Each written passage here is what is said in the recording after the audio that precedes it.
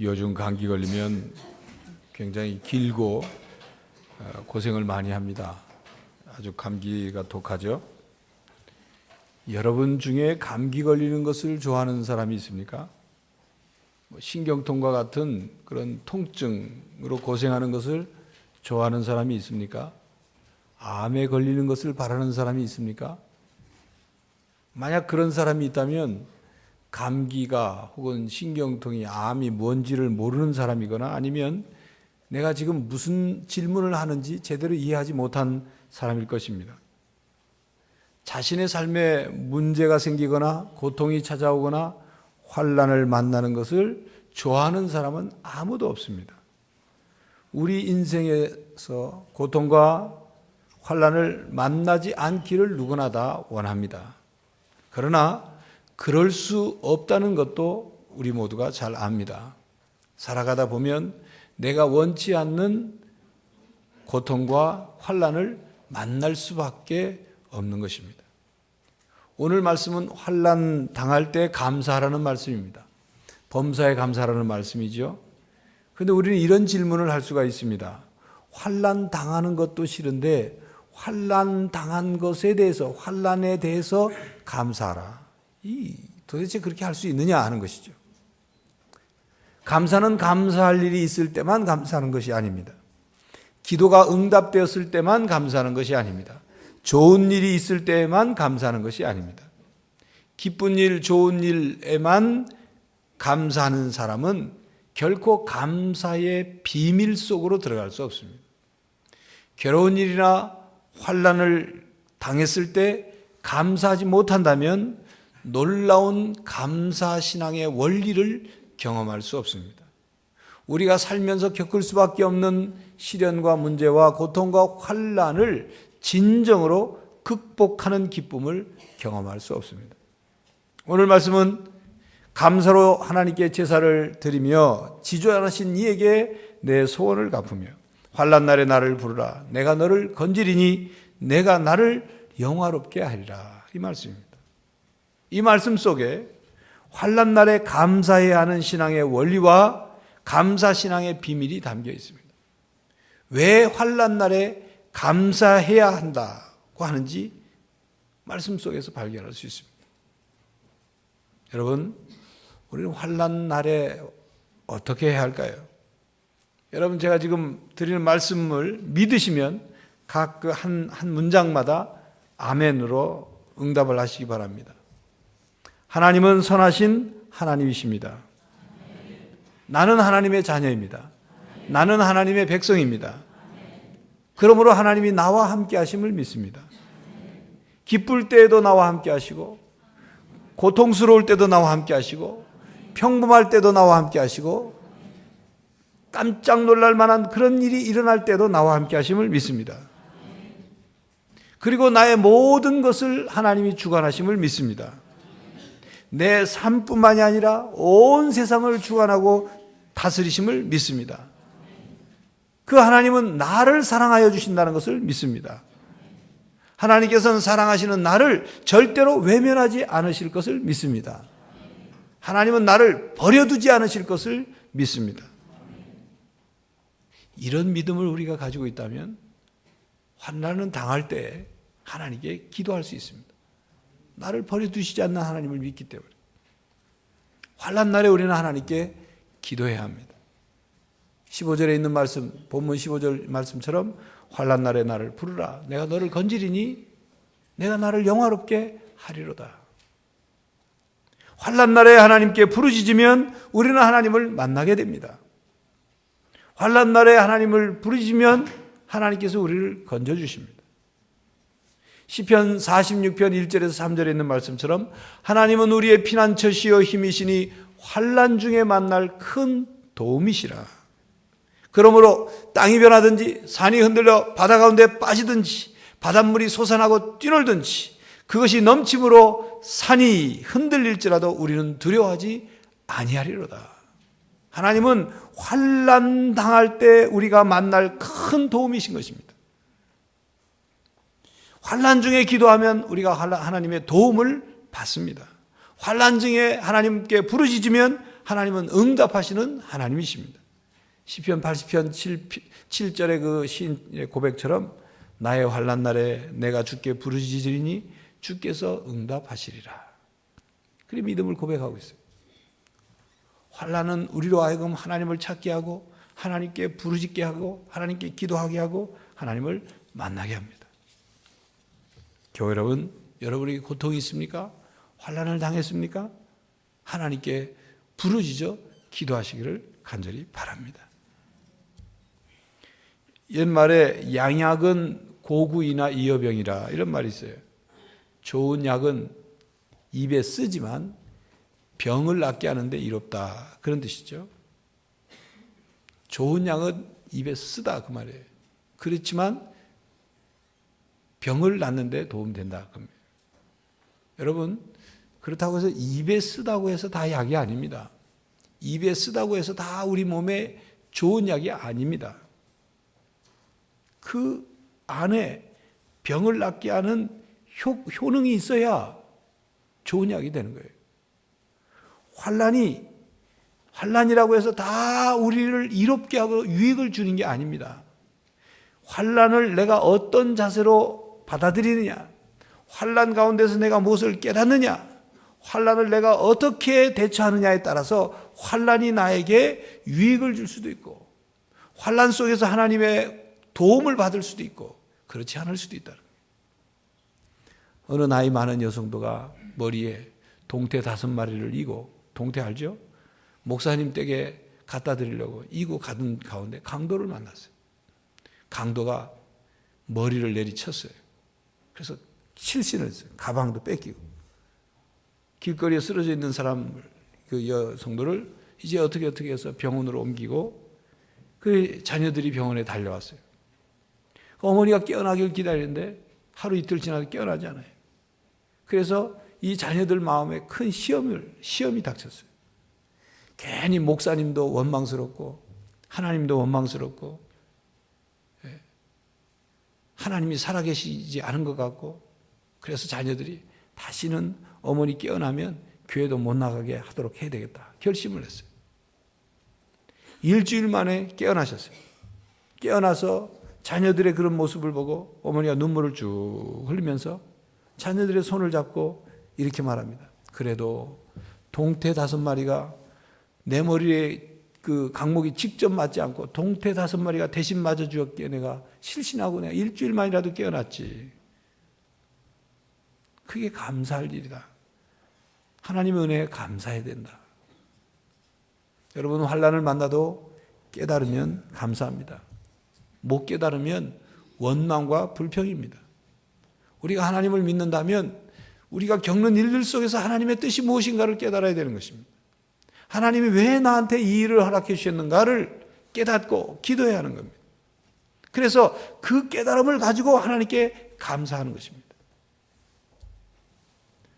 환난을 통해서 나에게 유익이 되는 것이 무엇인가를 깨달아야 돼요. 오늘 말씀은 환난날에 하나님께 감사의 제사를 드리라고 말씀하죠. 왜 환난날에 감사를 드리고 하나님께 기도하라고 말씀하십니까? 환난은 먼저 우리의 믿음을 훈련하기 때문입니다. 그래서 감사해야 됩니다. 우리의 믿음을 훈련해요. 고난은 우리를 더욱 강하게 합니다. 시련은 우리를 더욱 성장하게 합니다. 환난은 우리를 더욱더 훈련하는 것입니다. 여러분, 조용한 섬나라인 뉴질랜드에는 날지 못하는 새가 5종류가 있다고 해요. 그 섬에는 새를 해치는 다른 동물들이 없기 때문에 심지어는 뱀들도 독이 없는 뱀들이 많대요. 그런데 이 새들이 아무리 땅에서 먹이를 주워 먹고 해도 공격하는 동물이 없으니까 구태여 날 필요가 없는 거예요.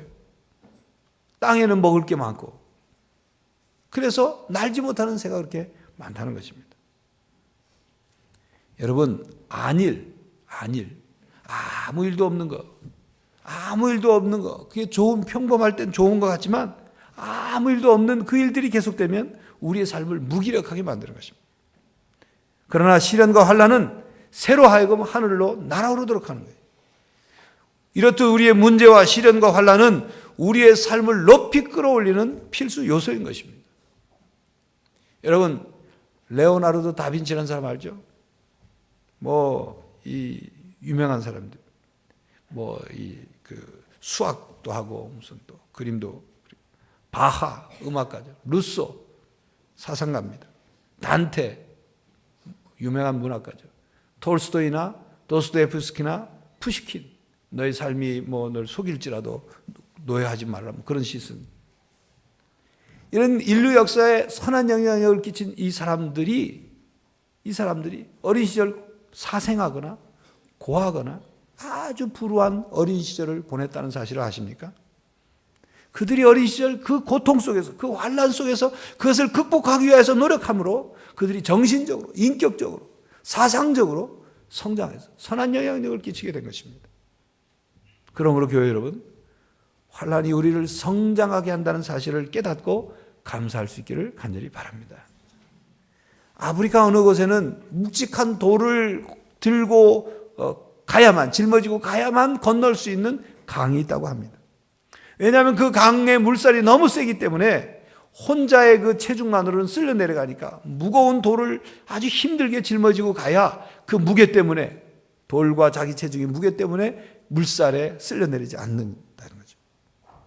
여러분, 우리 삶이 너무 편하면 세상의 물결에 휩쓸려 떠내려가고 맙니다. 그래서 하나님은 가끔 우리에게 문제라는 돌, 시련이라는 돌, 환난이라는 무거운 돌을 우리에게 짊어지게 하셔서 그것을 통해서 하나님을 더 의지하는 자세를 새롭게 하는 것입니다. 우리의 신앙을 견고하게 만드는 거죠. 쉽게 세상에 떠내려가지 않도록, 쉽게 죄악에 흘러가지 않도록, 쉽게 세상의 마음 빼앗기지 않도록, 우리가 흔들리지 않도록 우리에게 무거운 돌을 주시는 거예요. 여러분, 모진 비바람에 쓰러진 나무들은 다 꺾이고 뿌리채 뽑히지만 그 모진 비바람을 견뎌낸 나무는 뿌리 깊게 땅에 서는 것입니다. 바로 그렇게 되도록 하나님 우리에게 때론 문제와 시련과 환난을 주시는 거예요. 이처럼 환난은 우리를 더욱 훈련하고 연단해서 정금처럼 나오게 합니다. 그러므로 하나님께 감사해야 하는 것입니다.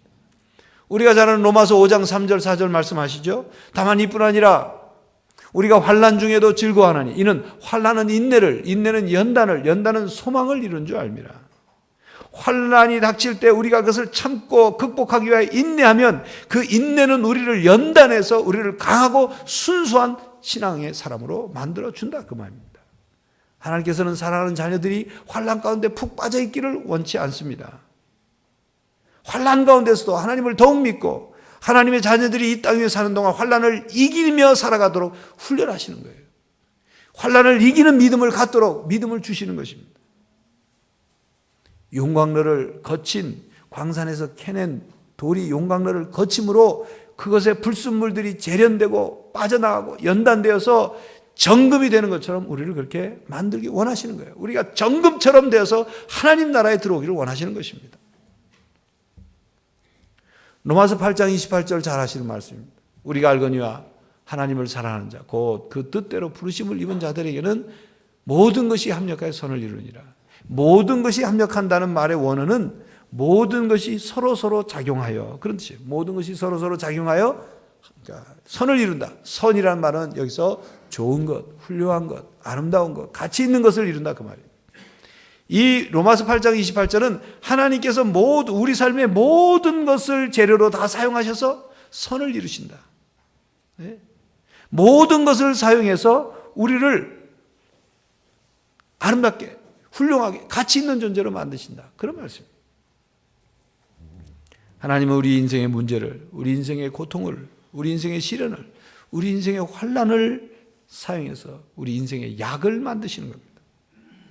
현재 상황이 그리 좋지 않더라도 올바른 태도를 잃지 않으면, 하나님을 향한 올바른 믿음을 잃지 않으면 하나님은 반드시 악을 선으로 바꿔주십니다.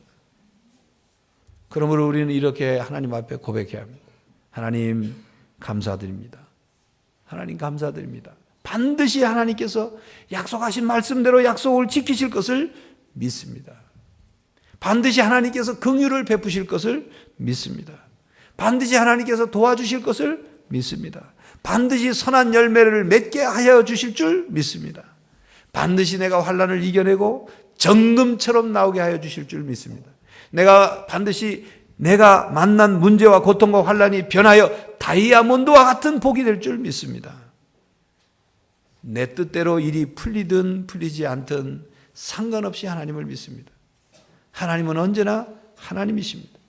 좋은 날이나 궂은 날이나 평범한 날이나 깜짝 놀랄 그런 날에도 늘 하나님을 믿습니다. 언제나 내 삶을 다스리고 계시고 내 삶을 쥐고 계시고 내 삶을 선하게 이끄실 것을 믿습니다. 이런 믿음을 고백하며 감사하는 거예요. 이런 하나님을 향해 이런 믿음을 갖고 있을 때 환난 가운데도 하나님이 어떻게 행하실 것을 믿음으로 보기 때문에 감사할 수 있는 것입니다. 이게 바로 환난 날의 감사예요. 이렇게 믿음으로 감사할 때 오늘 15절의 말씀처럼 이렇게 하는 것이 하나님이 우리를 환난 가운데 건져주심으로 감사로 건짐을 받음으로 하나님을 영화롭게 하는 일입니다. 하나님께 영광을 돌리는 일인 것입니다. 환난과 고통을 감사로 받으면 반드시 하나님께서 보상해 주십니다. 하나님께서는 환난 가운데서도 우리가 믿음을 갖고 있는가, 믿음을 잃어버렸는가를 보셔요. 하나님을 끝까지 믿는가? 그래서 그 믿음으로 환난 중에도 하나님께 원망하지 않고 감사하고 있는가? 하나님께서 하시는 일을 끝까지 전폭적으로 믿고 의지하는가? 바로 이 믿음을 보시는 겁니다. 그래서 환난 가운데서도 믿음으로 감사하는 신앙까지 나아가는 사람에게 하나님은 반드시 그냥 계시지 않습니다. 상을 주셔요. 복을 주셔요.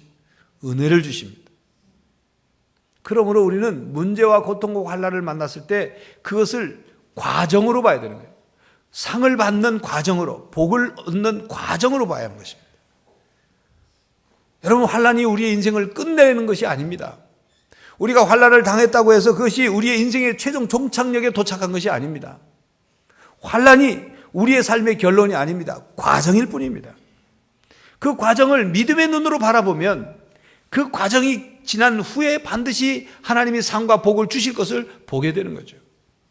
요셉이 그랬어요. 요셉이 자신의 삶의 고난과 환난을 만났을 때 그것을 과정으로 봤어요. 형들에게 팔려서 애굽에 가서 자리 잡을 만하니까 누명을 쓰고 감옥에 갇혀서 억울하게 13년 동안 얼마나 답답했겠어요. 13년 동안 피가 펄펄 끓는 청년인 요셉이 얼마나 답답했겠어요. 얼마나 힘들었겠어요. 자기를 바라버린 형들을 생각할 때마다 속에서 나오는 분노와 복수심이 그것을 삭히느라 얼마나 힘들었겠어요. 그런데 요셉은 현재의 고난과 환난을 과정으로 받아들이고 그 안에서 최선을 다했습니다. 그는 하나님을 믿는 믿음의 눈으로 자기의 모습을 보았던 거예요. 과정으로 봤어요. 환난을. 그래서 나중에 그가 애굽의 총리 대신이 되죠. 그런 다음에 그 가나안 땅의 기근으로 인해서 형들이 곡식 구하러 애굽 땅에 왔을 때 형들을 만나지 않습니까? 그때 요셉의 보복을 두려워하는 형들이 두려움에 벌벌 떨고 있을 때 요셉이 이렇게 말하죠. 걱정하지 마십시오. 형들이 나를 이곳에 팔아 넘기긴 하였지만 이 일은 하나님께서 형님들보다 나를 먼저 이곳에 보내서 우리의 목숨을 건지려고 하신 일입니다 라고 고백하죠. 과정으로 본 거예요. 형들, 가족들, 하나님의 백성들을 그 목숨을 구하기 위해서 비록 형들이 나를 파는 방법으로 내가 여기는 왔지만 하나님이 그 이루는 목숨을 구하도록 하는 과정으로 행하신 것이다. 요셉이 그런 고난과 환난을 과정으로 받아들이고 그 안에서 최선을 다했기 때문에 그리고 하나님의 뜻에 감사하는 신앙을 고백할 수 있었기 때문에 하나님께서 요셉을 복을 받는 그릇으로 사용하신 것입니다. 상을 주신 거예요. 이처럼 환난 가운데 믿음으로 감사하면 우리는 환난을 이기게 됩니다. 문제가 해결이 되고 고난이 물러가게 됩니다. 이것이 믿음의 법칙이고 믿음의 능력이고 믿음의 역사인 것입니다. 한 여집사님이 장밋빛 꿈을 가지고 결혼 생활을 시작했는데 신혼 초부터 남편이 술에 취해서 고주망태가 돼서 맨날 들어오는 바람에 결혼 생활이 엉망이 되었어요. 10년 세월이 흘렀는데도 남편의 술버릇은 여전하고 집사님은 홀로 가슴앓이를 하면서 신앙생활을 할 수밖에 없었습니다. 그러던 어느 토요일 늦은 밤, 그날도 역시 변함없이 남편은 술에 잔뜩 취해서 만신창이가 되어서